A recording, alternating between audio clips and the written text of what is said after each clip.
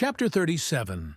The two gentlemen left Rosings the next morning, and Mr. Collins, having been in waiting near the lodges to make them his parting obeisance, was able to bring home the pleasing intelligence of their appearing in very good health, and in as tolerable spirits as could be expected, after the melancholy scene so lately gone through at Rosings. To Rosings he then hastened, to console Lady Catherine and her daughter, and on his return brought back, with great satisfaction, a message from her ladyship, importing that she felt herself so dull as to make her very desirous of having them all to dine with her. Elizabeth could not see Lady Catherine without recollecting that, had she chosen it, she might by this time have been presented to her as her future niece. Nor could she think, without a smile, of what her ladyship's indignation would have been. What would she have said? How would she have behaved? Were questions with which she amused herself. Their first subject was the diminution of the Rosings party. "I assure you, I feel it exceedingly," said Lady Catherine. "I believe no one feels the loss of friends so much as I do. But I am particularly attached to these young men, and know them to be so much attached to me." They were excessively sorry to go. But so they always are. The dear Colonel rallied his spirits tolerably till just at last, but Darcy seemed to feel it most acutely, more, I think, than last year. His attachment to Rosings certainly increases. Mr. Collins had a compliment and an allusion to throw in here, which were kindly smiled on by the mother and daughter. Lady Catherine observed after dinner that Miss Bennet seemed out of spirits, and immediately accounting for it by herself, by supposing that she did not like to go home again so soon, she added, "But if that is the case, you must write to your mother and beg that you may stay a little longer. Mrs. Collins will be very glad of your company, I am sure." "I am much obliged to your ladyship for your kind invitation," replied Elizabeth, "but it is not in my power to accept it. I must be in town next Saturday." "Why, at that rate you will have been here only 6 weeks. I expected you to stay 2 months. I told Mrs. Collins so before you came. There can be no occasion for your going so soon. Mrs. Bennet could certainly spare you for another fortnight." "But my father cannot. He wrote last week to hurry my return." "Oh, your father of course may spare you, if your mother can. Daughters are never of so much consequence to a father. And if you will stay another month complete, it will be in my power to take one of you as far as London, for I am going there early in June for a week. And as Dawson does not object to the barouche box, there will be very good room for one of you. And indeed, if the weather should happen to be cool, I should not object to taking you both, as you are neither of you large." "You are all kindness, madam, but I believe we must abide by our original plan." Lady Catherine seemed resigned. "Mrs. Collins, you must send a servant with them. You know I always speak my mind, and I cannot bear the idea of 2 young women traveling post by themselves. It is highly improper.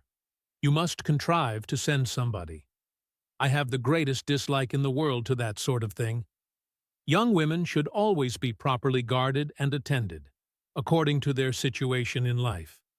When my niece Georgiana went to Ramsgate last summer, I made a point of her having 2 men servants go with her.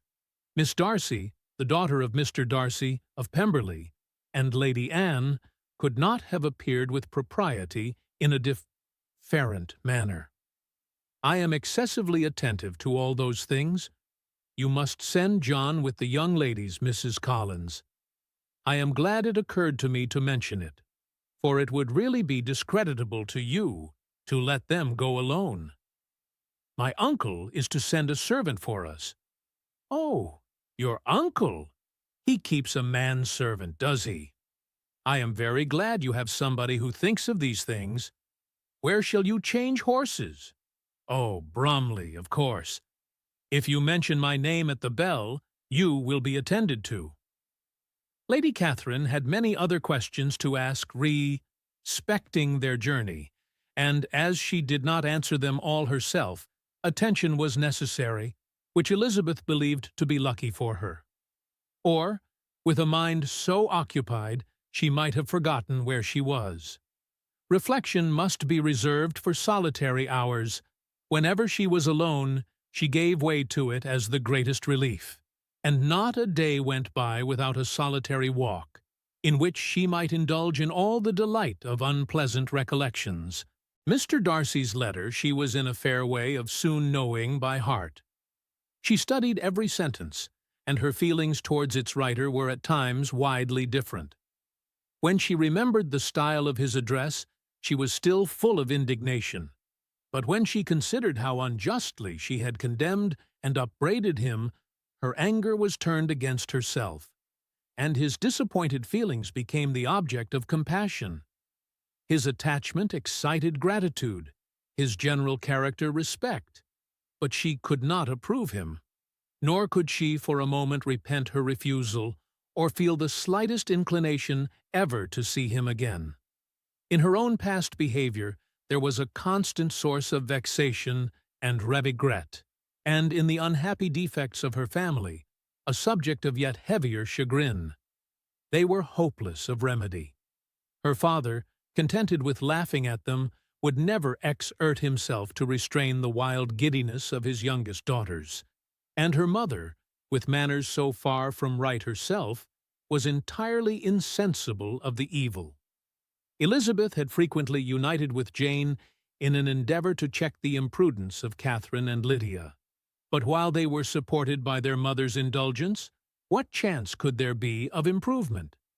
Catherine, weak-spirited, irritable, and completely under Lydia's guidance, had been always affronted by their advice, and Lydia, self-willed and careless, would scarcely give them a hearing. They were ignorant, idle, and vain. While there was an officer in Meryton, they would flirt with him, and while Meryton was within a walk of Longbourn, they would be going there forever. Anxiety on Jane's behalf was another prevailing concern, and Mr. Darcy's explanation, by restoring Bingley to all her former good opinion, heightened the sense of what Jane had lost. His affection was proved to have been sincere, and his conduct cleared of all blame, unless any could attach to the implicitness of his confidence in his friend. How grievous then was the thought that, of a situation so desirable in every respect, so replete with advantage, so promising for happiness, Jane had been deprived by the folly and indecorum of her own family.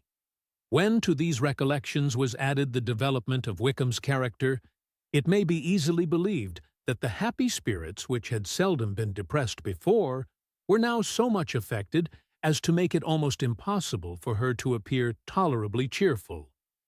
Their engagements at Rosings were as frequent during the last week of her stay as they had been at first. The very last evening was spent there, and her ladyship again inquired minutely into the particulars of their journey, gave them directions as to the best method of packing, and was so urgent on the necessity of placing gowns in the only right way that Maria thought herself obliged, on her return, to undo all the work of the morning and pack her trunk afresh. When they parted, Lady Catherine, with great condescension, wished them a good journey and invited them to come to Hunsford again next year, and Miss de Bourgh exerted herself so far as to curtsy and hold out her hand to both.